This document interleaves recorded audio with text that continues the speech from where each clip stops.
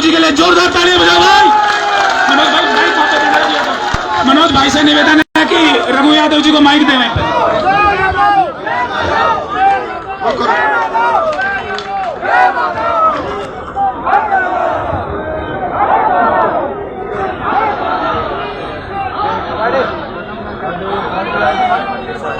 मनोज यादव पार्षद भिवाड़ी से हमारे बीच पहुंचे हैं अपनी पूरी टीम के साथ। मनोज भाई का उनकी पूरी टीम का बहुत बहुत हार्दिक स्वागत, अभिनंदन। कैलाश यादव जी, गजराज मानेसर जी, अपने उमेद मानेसर जी के नेतृत्व में पूरा मानेसर गांव हमारे बीच से पहुंचा, उनका बहुत बहुत पहुंचने में स्वागत है।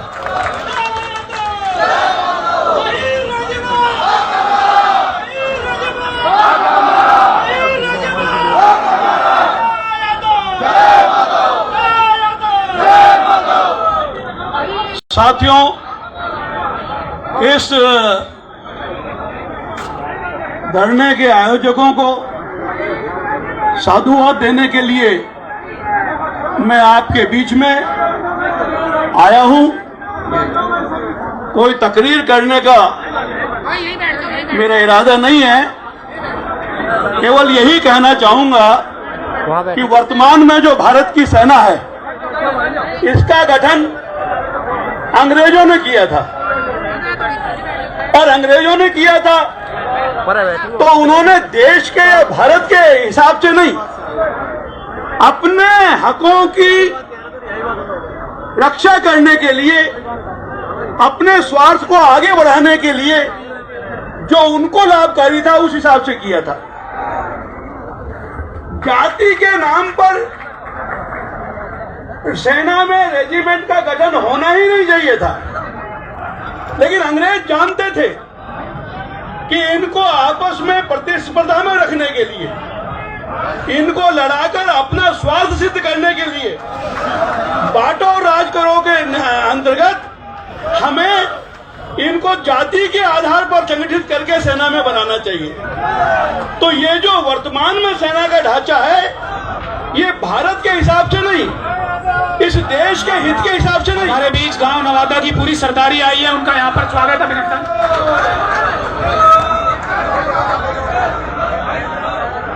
ये भांगरोला की पूरी सरदारी हमारे बीच में आई है, सभी साथी बैठ जाए।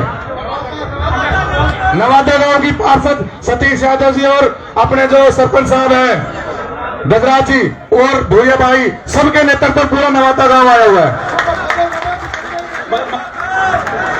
तो ये जो वर्तमान में सेना का ढांचा है, ये अंग्रेजी हितों के अनुरूप है, जो विदेशी थे।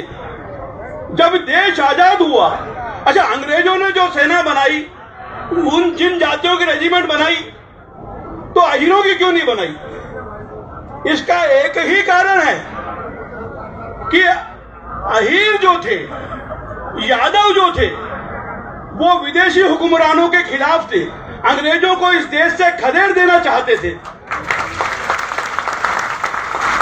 ये जो देश की आजादी के लिए यादवों में जज्बा था, जो कूट कूट का भरा था, इसलिए उन्होंने यादवों की या हीरों की रेजिमेंट नहीं बनाई, अंग्रेजों ने नहीं बनाई।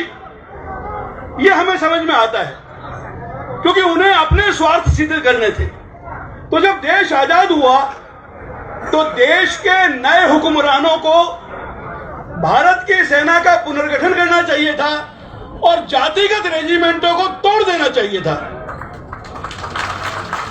लेकिन उनमें साहस नहीं था।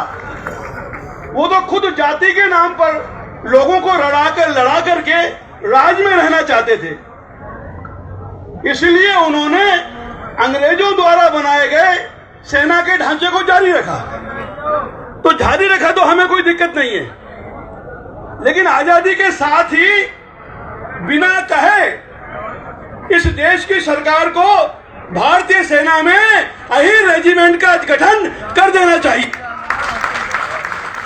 आजादी से पहले रेजिमेंट नहीं थी, उसका हमें दुख नहीं है, लेकिन आजाद होने के बाद भी भारत में जातिगत रेजिमेंटों का जारी रहना और अहीरों की रेजिमेंट ना होना, ये बहुत ही शर्मनाक और निंदनीय है। मेरे वतन के लोगों, जरा आंख में भर लो पानी जो शहीद हुए हैं उनका इस देश में नाम ना निशानी। क्या लता मंगेशकर गाती है कि जो शहीद हुए हैं उनकी जरा याद करो कुर्बानी, ये मेरे वतन के लोगों जरा आंख में भर लो पानी। और पूरे गाने में अहीरों का जो कुर्बान हुए जिनकी शहादत की बात है उनका जिक्र ही नहीं है। क्यों नहीं है जिक्र? क्योंकि उनकी भारतीय सेना में रेजिमेंट नहीं है। इसलिए हमने 1981 में जो दिल्ली में इंडिया गेट है वहां पर मैंने अहीरों की एक सभा बुलाई थी। दिल्ली हरियाणा के गांव-गांव का दौरा किया था। जब ऐसे साधन नहीं होते थे तब भी ट्रेन से और अपने आप बसों से 5-7 हजार लोग इंडिया गेट पहुंचे थे। और 1962 के शहीदों को श्रद्धांजलि देकर के हमने राष्ट्रपति भवन तक पैदल मार्च करके देश के राष्ट्रपति को ज्ञापन दिया था। उस ज्ञापन में क्या मांग की थी कि या तो भारतीय सेना में जातिगत रेजिमेंट तोड़ो वरना अहीरों की रेजिमेंट भी जोड़ो।